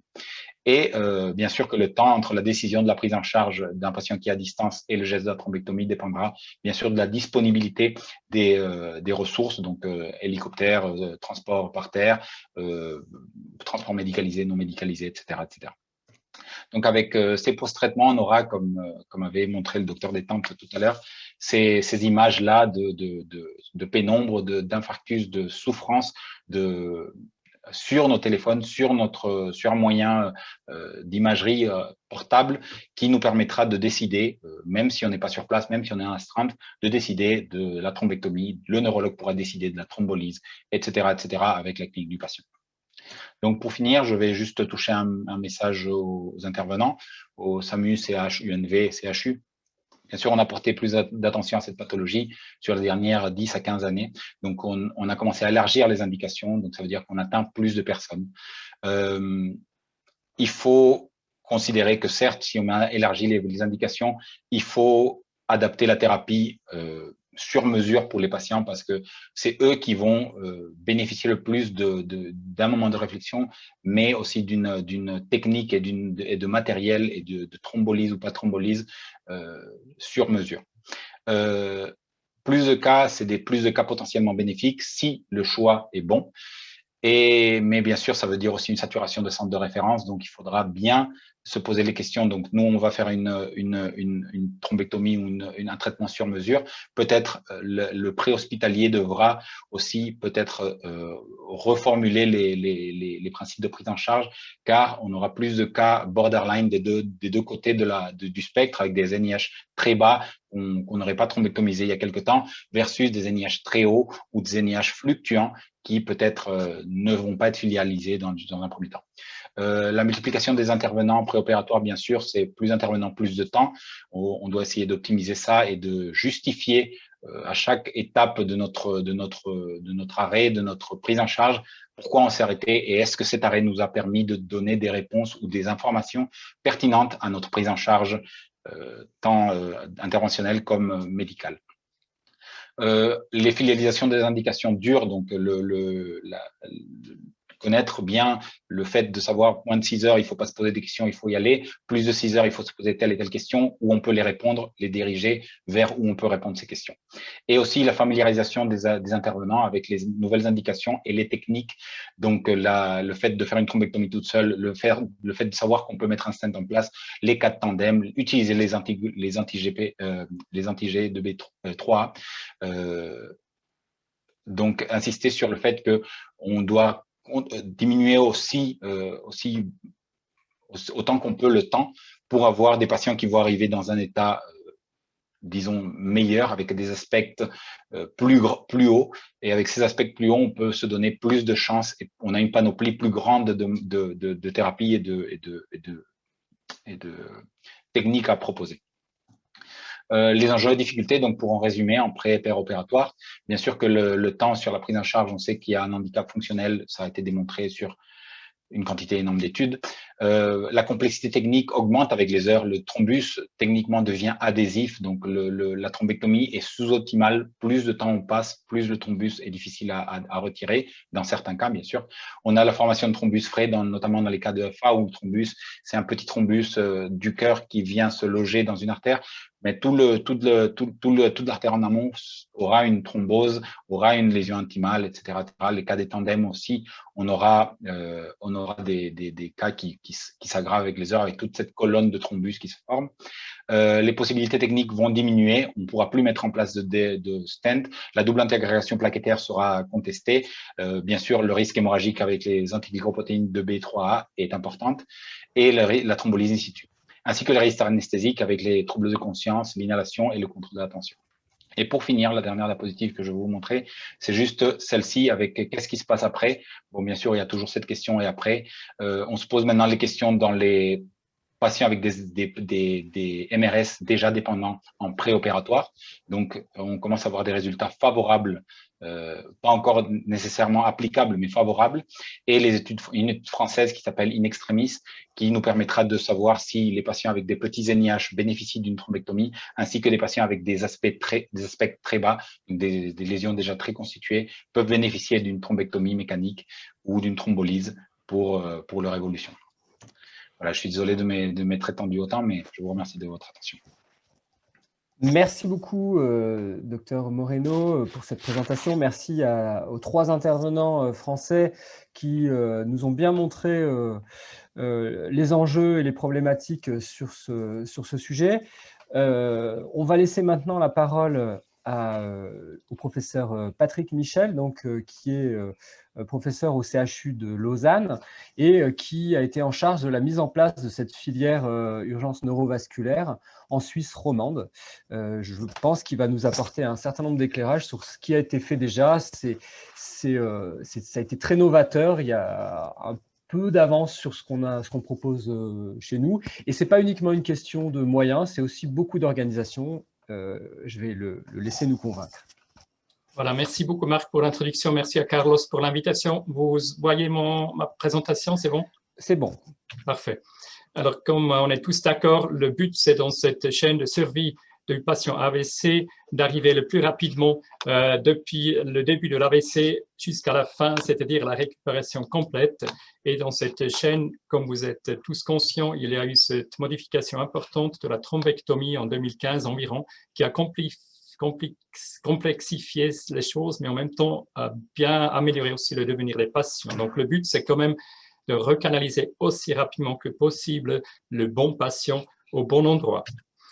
Là, on a les recommandations suisses pour la phase préhospitalière d'abord. Donc, on vient de les publier il y a une dizaine de jours. On va publier la semaine prochaine aussi la version allemande et la version française. Donc, l'idée, c'est la suivante en Suisse. La structure de la prise en charge des AVC, c'est qu'on a donc deux niveaux. Un niveau, c'est en bleu, le Stroke Center qui fait donc le traitement complexe. En vert, les unités cérebrovasculaires de taille moyenne qui font la thrombolyse et l'imagerie aiguë et toute la prise en charge habituelle. Et puis, on a évidemment des hôpitaux en rouge qui font ni l'un ni l'autre, donc qui font la prise en charge de base. Et on va voir tout à l'heure comment ça va fonctionner entre ces centres. Donc, la Suisse, c'est à peu près la même taille au niveau population surtout que votre région. Hein. On a 8 millions de personnes. Par contre, j'ai vu qu'on est nettement plus gâté que vous en moyens cérebrovasculaires grâce à nos efforts, les politiciens et bien d'autres. Donc, on a ici 8 régions pour la prise en charge cérebrovasculaire. Et vous voyez, dans ces 8 régions, on a déjà 10 centres cérebrovasculaires qui font la thrombectomie. Hein. Vous en avez entre 3 et 4. Nous, on a 10. On pourrait presque dire qu'on est un peu trop, hein, notamment, par exemple, au sud, Lugano, ils ont juste 300 000 personnes à s'en occuper, mais vous comprenez bien que la raison pourquoi on a mis en place ici un stroke center avec capacité endovasculaire, c'est parce qu'il y a le Gothard et les montagnes, donc pour franchir tout ça, ce n'est pas utile, on perd beaucoup plus de temps qu'on gagne de la vie et des neurones, donc d'où le nombre un peu élevé des centres en Suisse, mais on peut effectivement discuter si on n'a pas un ou deux de trop, donc on pourrait éventuellement vous envoyer quelques collègues qui ne sont pas vraiment nécessaires en Suisse. Après, on a les unités, donc c'est les plus petites qui font la thrombolyse et qui collaborent évidemment avec les autres. Donc, on peut dire en général, on est gâté, on a quelques trous noirs qu'il faut encore remplir. Maintenant, pour les recommandations suisses, donc l'idée c'est qu'on a ces 3 niveaux-là, et vous avez peut-être compris, donc le niveau rouge, là, un hôpital qui n'a pas de capacités cérébrovasculaires, plutôt que de faire des détours et des transferts innombrables, on a tout simplement dit un patient AVC ne devrait pas finir dans un tel hôpital. Et là, on parle de tous les patients AIT AVC, hein, même ceux qui ne sont pas thrombolisables. En principe, ces patients doivent aller dans des hôpitaux spécialisés. Deuxième point, après, vous pouvez aller ça à l'hôpital avec une unité vasculaire où on fait évidemment l'imagerie rapide et, si nécessaire, le transfert pour une thrombectomie dans un grand centre, ou bien on va directement dans le grand centre. Alors, vous allez voir comment on a régulé ça et vous allez voir ici un premier diagramme de cette recommandation toute fraîche. C'est le diagramme simplifié. On dit simplement jusqu'à 24 heures depuis la dernière preuve de bonne santé, hein, jusqu'à 24 heures sans discrimination et sans faire des échelles préhospitalières, on va à l'unité ou au centre cérebrovasculaire le plus près du patient. Et là, on évalue, on thrombolyse ou on ne fait rien, ou on transfère dans un deuxième temps si ce n'était pas déjà un centre qui fait la thrombectomie dans un centre ici en bas. Ça, c'est la version simplifiée. Elle est un peu trop simple à mon avis parce qu'il y aura beaucoup de personnes qui viennent peut-être trop vite, qui ont à la fin quand même pas thrombolysé, etc. Mais au niveau suisse, on a dit ce type de schéma peut être utile quand même, notamment pour les politiciens, pour leur montrer qu'il faut des moyens, il faut agir vite, un peu pour tout le monde, même si à la fin, on ne traite pas tout le monde. Maintenant, si on veut aller un peu plus en granularité, on peut évidemment dire, voilà, cette partie-là, on est tous d'accord, les gens arrivent en vert ou en bleu, là, mais plutôt que de faire le détour, est-ce qu'on va aller directement dans un centre? Et là, évidemment, comme on a déjà discuté, il y a ces fameux scores du LVO, c'est Large Vessel Occlusion, comme le score de STARS que Olivier Détente est en train d'explorer chez lui. Et donc là, il y en a plusieurs de ces scores qui pourraient nous aider à faire un tri en préhospitalier une fois qu'on a vu le patient, notamment par les ambulanciers. Là, je vous montre un exemple du GFAST, c'est celui qu'on utilise chez nous à Lausanne, au niveau suisse. On privilégie un tout petit peu le score RACE, hein, qui était bien étudié en Espagne, en Catalogne, mais à notre avis, il est trop compliqué et trop long, donc le GFAST a à peu près la même performance, mais est 2 fois plus simple. Alors le GFAST, vous le connaissez peut-être, et l'idée c'est dès que vous avez 3 ou 4 points, vous avez une probabilité élevée qu'il s'agit d'un patient avec une occlusion proximale majeure qui pourrait bénéficier un traitement endovasculaire. Et cette score, donc ce GFAST ou le RACE score, et on peut l'utiliser à différents niveaux dans la prise en charge de décision. Donc ici, au niveau suisse, on a dit, voilà, si on utilise un de ces scores, donc ici on a écrit le RACE, mais ça pourrait être le GFAST ou peut-être le STARS. Vous voyez, on peut à ce moment-là décider, oui, on va directement dans un centre de thrombectomie, hein, on ne fait pas le détour ici dans un autre centre, mais on peut aussi dire, dans un premier temps, on ne va pas, et après on regarde encore si c'est au moins un patient pour une thrombolyse tardif, etc. D'où un schéma préhospitalier plus complexe qui tient compte donc du score RACE ou GFAST, qui tient ici compte quand même des délais, et bien qui tient aussi compte du fait qu'une unité locale doit travailler très vite. On a ce fameux door-in, door-out time. Donc, si un patient doit s'arrêter dans un hôpital périphérique pour faire une imagerie, il devrait ressortir de cet hôpital le plus tard dans les 60 minutes pour être transféré dans un centre pour une thrombectomie. Donc, on a tous ces éléments-là et c'est plutôt le schéma qu'on privilégie en Suisse, dans la plupart des centres, y inclut plus ou moins à Lausanne. Vous voyez ici la carte de poche que tous nos ambulanciers portent avec eux en préhospitalier. Donc, on a la première question, est-ce qu'on est dans les 8 heures depuis la dernière preuve de bonne santé ou est-ce qu'on est même au réveil avec simplement un déficit neurologique handicapant nouveau. Donc, ça peut être une parésie d'un bras, ça peut être une aphasie pure, ça peut être une hémianopsie pure ou bien évidemment un syndrome plus grave. Pourquoi 8 heures et pas 3-4 heures pour la thrombolyse, hein? C'est parce que là, on va voir, d'une part, vous savez qu'il y a maintenant les thrombolyses intraveineuses tardives, hein, qu'on peut faire jusqu'à 9 heures environ, mais aussi parce que les thrombectomies, finalement, parfois présentent avec un déficit mineur. Et les thrombectomies, en Suisse, on peut les faire avec une imagerie simple, donc un CT natif plus un angio-CT sans perfusion jusqu'à 8 heures, 9 heures. Pourquoi? Parce que les méta-analyses montrent que la limite n'est pas 6 heures tellement comme la plupart des études, mais plutôt 8 à 9 heures. Au-delà des 8 heures, on recommande d'utiliser maintenant une de ces échelles de Large Vessel Occlusions comme la GFAST ou la RACE. La deuxième question à poser par les ambulanciers, est-ce que le patient était plus ou moins en forme, c'est-à-dire est-ce qu'il a encore la capacité de plus ou moins vivre une vie de bonne qualité, il marche seul avec bonne qualité de vie. Vous voyez ici, s'il y a un doute, on discute avec la filière thrombolyse de proximité, c'est-à-dire les ambulanciens, ils ont tous nos numéros et on parle en conférence téléphonique pour décider pour des cas douteux, mais ça c'est évidemment une minorité des cas. Après, si tous les critères sont remplis, on arrive au centre de thrombolyse ou thrombectomie le plus proche. Et si les critères ne sont pas remplis, on va simplement à l'hôpital le plus proche en priorité 2, donc pas avec le feu bleu. Et bien après, on regarde ce qui se passe. Voilà un peu notre application de ces recommandations suisses pour Lausanne. Encore 3 astuces que vous utilisez en partie chez vous, hein, 3 autres astuces qu'on peut utiliser dans cette phase préhospitalière. Et comme l'a dit Olivier Détente, il faut s'adapter localement un petit peu aux capacités et aux besoins aussi géographiques. Le première astuce, c'est effectivement celle-là, c'est-à-dire la téléconférence ou télestro, que vous pouvez l'impliquer dans un hôpital qui ne fait pas la thrombolyse. Encore une fois, en Suisse, en principe, ces patients ils ne doivent pas s'arrêter dans ces hôpitaux, mais selon la situation géographique et les moyens que vous avez, c'est une possibilité. Évidemment, vous pouvez utiliser vos smartphones à plusieurs moments de la chaîne de décision, hein, et là, encore une fois, c'est à développer selon la situation locale.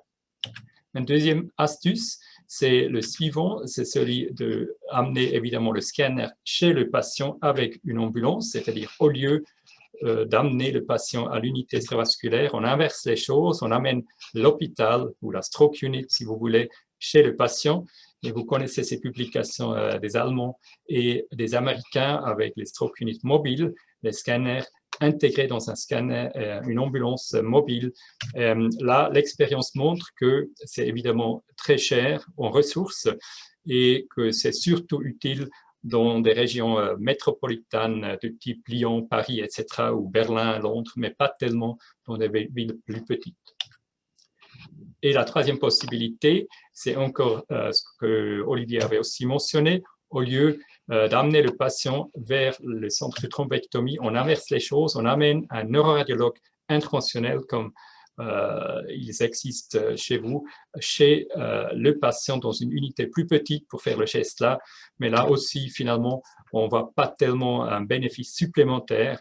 Ce n'est pas néfaste non plus, mais ce n'est pas sûr que ça apporte beaucoup. Mais encore une fois, c'est des possibilités à éventuellement mettre en place. Un autre dernier point pour le préhospitalier, c'est évidemment les communications. Ici, à Lausanne, on a donc l'itinéraire de thrombolyse, donc les gens qui arrivent primairement chez nous au CHUV à Lausanne. Et là, vous avez donc une première téléconférence entre les ambulanciers avec les urgentistes et les neurologues vasculaires pour brièvement être mis au courant du cas. Deuxièmement, un deuxième appel immédiatement avant l'arrivée pour que tout le monde soit prêt. Après, une fois que le patient est thrombolysé ou pas, évidemment, il y a une autre alerte intra-hospitalière pour une thrombectomie avec les anesthésistes et plein d'autres. Ou bien, il y a les patients qui arrivent d'une unité neurovasculaire avec l'imagerie, la thrombolyse déjà en route et qui nous sont adressés par ambulance ou hélicoptère. Et là aussi, il y a toute une organisation pour des téléconférences et l'alerte extra- et intra-hospitalière. Donc, toutes ces choses-là doivent être organisées localement, et testées et affinées pour que la communication marche. Donc, en résumé, en préhospitalier, il y a plusieurs modèles différents. Il faut s'adapter à la situation locale, investir des ressources, travailler sur les communications et utiliser ces scores pour l'occlusion proximale. La deuxième partie, c'est donc maintenant les recommandations 6 pour la revascularisation, donc la thrombolyse et la thrombectomie. On vient de les mettre à jour. Comme je vous ai expliqué, les principes, c'est les mêmes qu'à peu près partout dans le monde, sauf que si vous voyez, on va jusqu'à 8 heures pour la thrombectomie sans faire des images avancées, donc un CT natif plus un angioscanner qui montre une occlusion proximale suffit pour faire un traitement endovasculaire jusqu'à 8 heures si les choses sont correctes sur le plan radiologique. Après, vous avez les traitements tardifs, de préférence le traitement endovasculaire jusqu'à 24 heures, basé sur les études de Dawn et Diffuse 3 qui ont été mentionnées, ou bien la thrombolyse tardive jusqu'à 9 heures, voire 24 heures, selon le début inconnu ou connu des symptômes, et là, de nouveau, avec des critères neuroradiologiques stricts. Pour toutes les revascularisations précoces ou tardives, thrombolyse intraveineuse ou thrombectomie, on a des critères de base, c'est-à-dire un neurologue qui voit le patient doit décider, oui, c'est probablement un AVC ischémique, même si l'imagerie est négative. Un NIHSS doit être d'une certaine sévérité, ou bien un NIHSS plus petit avec une hémianopsie pure, en thrombolyse aussi, ou un patient avec une NIHSS de 2 points, mais une occlusion très proximale, on les traite aussi. Un ranking score moins que 3, expectation de vie de plus que 3 mois, et puis à l'imagerie, pas déjà tout le territoire essentiellement ischémique qui est irréversiblement endommagé, mais encore quelque chose qui n'est pas endommagé. Voici les critères de base. Donc ça, c'est vrai pour tous. Et évidemment, si ce patient-là arrive dans les 4h30, il n'a pas de contre-indication à la thrombolyse, on va tout de suite commencer avec une thrombolyse intraveineuse à l'heure actuelle. Après, donc, on est toujours dans la phase précoce, mais maintenant pour la thrombectomie, encore une fois, jusqu'à 8 heures, sans imagerie complexe, on cherche juste une occlusion accessible, un score qui n'est pas trop élevé si vous faites des images avancées, mais vous ne devez pas vraiment trop perdre du temps avec ça. Et bien là aussi, avec les occlusions basilaires, si vous avez une IRM, vous ne voulez pas une ischémie transverse, mais si vous n'avez pas d'IRM, vous y allez d'emblée. Là, évidemment, il y a une longue liste de contre-indications absolues et relatives pour la thrombolyse. On ne s'arrête pas trop là-dessus parce qu'ils ne sont pas très souvent présents. Et donc, on encourage les gens plutôt de thrombolyser que non. Mais évidemment, ces checklists sont portées dans les poches des personnes qui prennent des décisions. Juste un détail de ça, qu'est-ce qu'on fait dans différentes situations de pré-traitement avec l'aspirine, ticagrelor, voire les anti-DISA, les apixaban, rivaroxaban, etc. Donc là, on a des recommandations très spécifiques. Vous voyez, par exemple, que quelqu'un qui prend la ticagrelor plus l'aspirine, c'est une contre-indication relative, donc à décider de cas en cas. Mais, par exemple, pour les anti-DISA, on a une limite de 100 nanogrammes. Ça, c'est évidemment une limite consensuelle. Finalement, on travaille sur les délais porte à thrombolyse. Dans un premier temps, évidemment, l'idée, c'est d'aller aussi vite que possible de la porte de l'hôpital à la thrombolyse. Si on n'a pas de signe d'hémorragie, si on a des signes d'une hémorragie, évidemment, il y a beaucoup de travail aussi pour l'hémostase, gestion de la tension et des signes vitaux. Comment raccourcir ce délai entre la porte et la thrombolyse? Voilà, tout le monde est préaverti. Comme l'a dit la doctoresse Plumero, il faut idéalement aller directement sur la table de l'imagerie sans s'arrêter aux urgences. On n'attend pas les laboratoires, on ne demande pas des consentements des patients. Si quelqu'un a les critères pour une thrombolyse thrombectomie, on y va. On prémélange le RTPA, on injecte sur la table et on fait de la simulation plusieurs fois par année. Et c'est assez similaire pour la thrombectomie. Comment raccourcir les délais? On est préparé, on utilise les scores, on préavertit les interventionnistes, on évite des cathéters urinaires ou des lignes artérielles. Si possible, on ne fait pas d'anesthésie générale. Ici au CHUV, on les fait plutôt, mais ça, c'est soumis à discussion, etc. Voici notre statistique pour les délais entre la porte et la thrombolyse. Vous avez vu, pendant des années, on était à 30 minutes. Tout à coup, on est monté à 44. La réponse ou l'explication pour ça, elle est simple. On a ici introduit l'IRM aux urgences chez nous comme imagerie de premier choix. Et d'un coup, on a perdu 10 à 15 minutes pour notre délai là.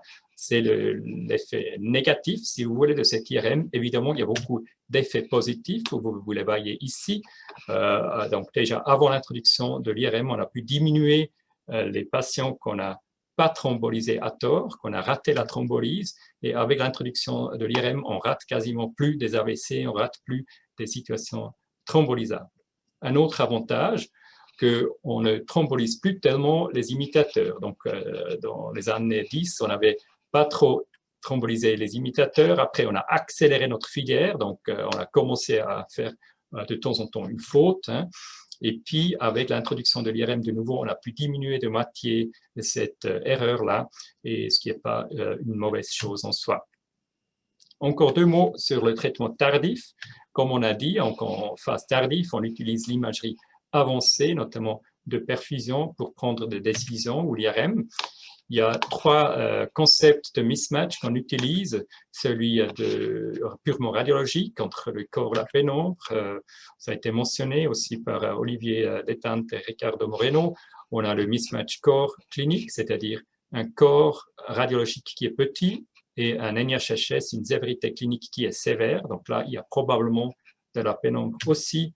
Et troisièmement, le mismatch à l'IRM entre les séquences flair et diffusion, c'est-à-dire ça remplace le temps ou l'horloge pour dire qu'on est dans une phase encore précoce chez quelqu'un chez qui on ne connaît pas le début exact des symptômes. Donc voici les différents concepts. Après, vous ne devez pas tout connaître ça, mais donc après, ça devient un peu plus complexe pour les neurologues vasculaires, à quel moment on utilise quel concept de mismatch. Mais vous voyez bien, tous ces outils nous aident à prendre les bonnes décisions pour justement n'avoir peu de recanalisation futile, comme Ricardo Moreno l'a dit. Finalement, le succès, ce n'est pas la recanalisation. Le succès, c'est le patient qui s'en sort bien quelques mois et quelques années après l'AVC. Je résume. Pour la phase aux urgences et la revascularisation, alors on accélère tout ce qu'on peut au niveau intra-hospitalier avec les communications, les décisions. Évidemment, de nouveau, il faut investir des ressources, il faut faire la simulation. Est-ce que l'IRM est vraiment meilleur que le scanner ou l'inverse? Il y a des avantages et des désavantages des deux, mais si vous le faites, cette imagerie, notamment le scanner, faites l'imagerie multimodale. Eh bien, utilisez ces concepts de mismatch. Voilà ce que je voulais partager avec vous. Bien, un immense merci à vous, Patrick, et aux intervenants. Je vais vous demander aux orateurs de bien réactiver vos caméras et on va répondre aux questions comme on s'était engagé dans l'onglet questions et réponses. Mais d'abord, je voudrais proposer aux intervenants eux-mêmes de poser une question entre eux, voir s'il y a des réactions. J'imagine qu'entre le modèle français et le modèle suisse, il y a des réactions. Est-ce que vous avez des questions entre vous avant qu'on lance la première question des autres auditeurs. Ça tombe bien, Marc. Moi, j'en avais une pour Patrick. Même deux, en fait. Vous ne faites pas du tout de téléthrombolyse en secours, comme tu disais que les patients ne vont pas là où il n'y a pas de possibilité de thrombolyse. Finalement, il n'y a pas d'outils de télémédecine ou il y en a? Alors, on n'est pas contre. On a quelques régions alpines où tu t'imagines bien que ce serait utile, hein, mais la réalité, c'est qu'on privilégie en Suisse que le patient soit transporté avec les moyens qu'on a quand même de proximité de tous ces plus que 20 unités hein, sur un territoire pas si large que ça, et notamment les hélicoptères, que donc on transporte ces patients dans une unité qui peut faire au moins la thrombolyse et les images. Et donc, il y a une seule unité qui fait la téléthrombolyse dans l'est du pays, vers le Liechtenstein, et ça marche plus ou moins. Mais les autres y incluent chez nous, où on a quand même 2 hôpitaux assez périphériques dans les Alpes vaudoises et dans le Jura vaudois qui font pas la thrombolyse. Là, on leur dit, mais non, si vous avez un patient qui a l'air d'être un AVC, on veut pas qu'il s'arrête chez vous, on veut qu'il vienne en ambulance, ou ici c'est d'habitude l'hélicoptère, immédiatement chez nous, et puis on fait le travail. C'est important ça, parce qu'effectivement, dans notre région, comme on est un peu entre les deux, là je parle sous contrôle des urgentistes, la question de ce que je viens de dire à la fin de la communication, est-ce qu'on dit c'est non et on met des moyens de transport importants, comme vos hélicoptères, etc., en disant on ne fait pas de stop intermédiaire. Est-ce que, ok, d'un point de vue scientifique, on peut discuter, mais d'un point de vue communication, ce qu'on fait passer comme message, ça c'est une vraie réflexion qu'on doit avoir en Auvergne-Rhône-Alpes. Parce que de l'autre côté, la télémédecine qui est très développée en Franche-Comté, autour de Dijon, Besançon, c'est une histoire, c'est une vraie histoire, c'est toute une pédagogie, un accompagnement, et ça marche bien quand on le fait souvent, en fait. Et donc, il y aura une vraie décision à prendre, je pense, sur Auvergne-Rhône-Alpes, sur qui s'investit dans quoi, parce que sinon le message n'est pas clair, quoi. Si on fait un peu des deux, en fait, on ne sait pas comment gérer un AVC en centre de proximité. La deuxième question très simple, l'IRM, c'est mieux ou c'est pas mieux? La question, c'est une question d'un Français, parce qu'on a l'impression qu'on se bat tout seul avec de l'IRM maintenant. On n'arrive plus à faire passer un papier d'IRM en disant oui, ça perd du temps. Bien sûr, les anglo-saxons renvoient toujours, on perd du temps, c'est pas bien l'IRM. Moi, je trouve que c'est beaucoup mieux, mais… Non, la vérité, c'est que idéalement, il y a donc un neurologue intelligent aux urgences 24 heures sur 24 et il a les 2 machines à disposition 24 heures sur 24 et puis il adapte la technique aux besoins du patient. Typiquement, un patient qui arrive avec un syndrome aigu typique, classique d'une ACM ou comme ça, le scanner, ça suffit entièrement. Après, si tu as une doute, est-ce que c'est une migraine ou un AVC, si tu as des doutes de maladies préexistantes, une angiopathie amyloïde et toutes sortes de choses, je préfère l'IRM. Donc, la réponse, elle n'est pas noire et blanche. Et puis, nous, on n'a pas non plus des neurologues vasculaires intelligents aux urgences 24 heures sur 24. Donc, si vous n'avez pas ça, comme à peu près partout, un meilleur temps d'avoir une filière principale. Vous dites, chez nous, on fait surtout celle-là ou surtout celle-là, des méthodes. Et bien après, vous déviez occasionnellement de la voie dorée, si vous voulez. Mais si vous devez chaque fois décider, évidemment, ça ne va pas jouer au niveau des délais. Ok, merci bien, merci pour tout. Moi, j'aurais également une question pour le professeur Michel, si c'est possible. Ce serait de savoir comment vous organisez du coup ces transferts entre l'UNV, les UNV qui ne sont pas dotés de thrombectomie et les centres de thrombectomie, en particulier pour les patients qui ont été thrombolysés. Est-ce que ces transferts sont médicalisés ou non? Comment vous organisez tout ça?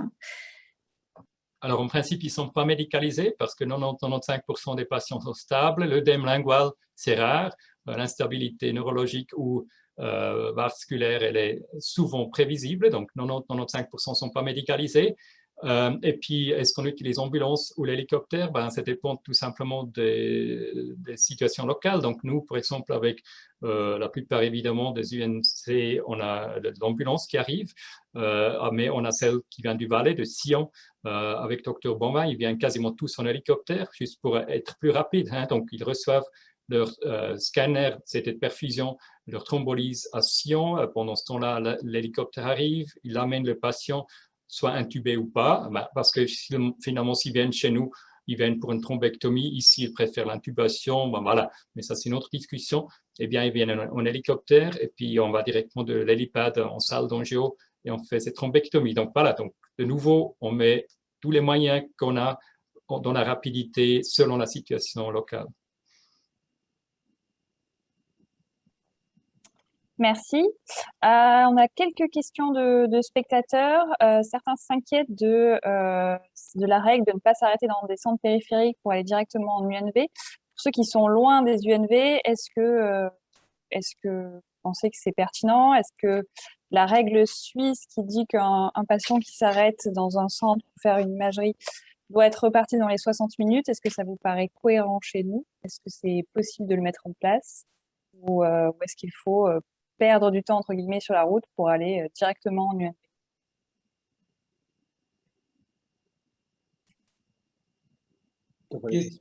Question compliquée un peu. C'est un peu le sens de ma question à Patrick Michel. C'est ce qu'on fait dans sa géographie. C'est quasiment de mettre des protocoles locaux. Patrick Michel parlait de Sion. Nous, en région alpine, très alpine, on a Briançon, un peu de la même manière, ou Saint-Jean-de-Maurienne, dont on parle beaucoup. C'est une situation complètement locale. Saint-Jean-de-Maurienne, typiquement, a un hélicoptère sur place, très accessible, annuel. Donc là, on rentre dans un détail technique où je pense qu'il faut vraiment se poser la question de ce qui est faisable. Et je pense également que pour le primo-secondaire, le DIDO, le door-in, door-out, 1 heure, c'est beaucoup trop. À mon avis, je ne sais pas ce qu'en pense Patrick Michel, mais on doit pouvoir faire mieux. Et je pense que ce qui peut mieux se passer, mais alors là, je renvoie aux spécialistes, à Cécile, à Marc, des transports, mais c'est d'arriver à garder un transporteur, c'est-à-dire celui qui amène le patient, il attend le résultat d'imagerie et il repart en sortie d'image. Parce qu'en fait, quand une voiture, un hélicoptère repart, comme pour le taxi à la maison, hein, on attend 1 heure le passage suivant, quoi. Donc, et ça, bien sûr, c'est facile à moi de le dire. Dans la mobilisation des moyens de secours, ça fait quand même une grosse mobilisation, hein. Mais 1 heure, moi, ça me paraît trop, hein. Si on fait dans un centre de proximité bien rodé une entrée d'imagerie, on repart à la sortie de l'imagerie, hein. Oui, alors moi je suis entièrement d'accord avec ça. La problématique pour les transferts des patients, c'est que la plupart du temps en régulation, en fait, les premiers intervenants au domicile, c'est les pompiers. Et ça ne fait pas encore partie des missions des pompiers que de réaliser des transferts interhospitaliers. Donc ça ne fait pas encore partie de leur mission, c'est des choses qu'on ne peut pas encore leur demander. Et pourtant, on sait que les pompiers sont plus rapides au domicile des patients, que leurs scores FAST sont quand même relativement fiables, enfin plus que pour les ambulances privées en tout cas. Et donc, c'est quand même les primo-intervenants au domicile et on ne peut pas au jour d'aujourd'hui, leur demander de réaliser ces transferts-là. Donc ça, c'est pas encore dans nos possibilités. Alors, pour revenir à la question encore, si un patient est proche d'un hôpital dit périphérique, mais loin d'une UNV, c'est vrai, j'imagine, notamment en France, les distances sont nettement plus grandes, comme dans beaucoup d'autres pays. J'imagine, par exemple, si cette distance est de plus qu'1 heure environ, il peut être utile, effectivement, quand même d'avoir le système de télémédecine, hein. Donc, mais là aussi, donc évidemment, une télémédecine qui est régulièrement simulée ou entraînée, qui est utilisée de manière régulière, avec des intervenants et des protocoles bien définis, et aussi une capacité de cet hôpital périphérique d'effectuer un angioscanner et une perfusion. Donc là, tout ça, ça doit marcher. Et à ce moment-là, je peux imaginer qu'une télémédecine peut avoir sa place et avoir son avantage, avec après toujours la question, mais si vous thrombolisez un tel patient par télémédecine à distance, est-ce que le patient va rester là-bas ou est-ce qu'il va quand même être transféré dans un deuxième temps, même s'il n'a pas besoin de thrombectomie dans une unité pour la prise en charge générale, etc. Donc, voilà. Donc. Ok, on va enchaîner avec une autre. Alors, des questions qu'on a regroupées pour le docteur Plumereau. On avait une question concernant, une remarque concernant l'éthique et puis la notion d'épuisement de la filière, avec comme principe de se dire, si on sollicite trop notre filière UNV, on va avoir des difficultés à pérenniser ou à les appeler pour les bons patients. Ça veut dire comment est-ce que vous voyez l'augmentation en compétences des urgentistes? Qu'est-ce qu'il faudrait qu'on améliore pour les solliciter uniquement au bon moment? Alors, pour ce qui est de la sélection des patients, je pense que bon, autant que possible, il faut réussir à proposer un traitement de reperfusion aux patients, enfin à tous les patients. Après, bon, il se trouve que ça arrive quand même régulièrement qu'on nous adresse des patients qui ont des autonomies qui sont très limitées. Et donc, voilà, le sens de mon propos, c'était de dire, on ne va pas lancer une filière urgence-reperfusion pour ces patients qui, sans l'accord du neurologue vasculaire, parce que si on lance la filière et qu'après le neurologue vasculaire nous dit « écoutez, de toute façon, ce patient-là ne bénéficiera pas d'un traitement de reperfusion parce que son autonomie est déjà extrêmement restreinte et qu'on pense que ce n'est pas forcément stratégique », je pense que justement, c'est là qu'il faut voilà, prendre la décision en amont. Voilà. Après, pour ce qui est d'améliorer les compétences des urgentistes en neurologie vasculaire aux urgences, ben, je pense que oui, on a beaucoup de travail à faire tous là-dessus. Effectivement, c'est une spécialité qui a énormément évolué depuis ces 5 dernières années. Et je pense effectivement qu'il y a encore beaucoup de travail. L'autre question, justement, pour aller un peu plus loin, est-ce qu'il faut forcément être neurologue en neurovasculaire pour débuter une thrombolyse? Est-ce que dans l'avenir, peut-être que les urgentistes pourront le faire seuls ou évidemment en collaboration téléphonique ou proche avec les neurologues? Alors ça, c'est une question ancienne qui a été tranchée d'un point de vue légal, hein. C'est plus réservé du tout aux neurologues. L'acte de thrombolyse intraveineuse peut se faire dans un SAU sans neurologue par un médecin urgentiste. C'est tout à fait possible. Bien sûr, et surtout, alors ça c'est ancien, hein, c'est avant l'avènement du bridging thrombolyse-thrombectomie.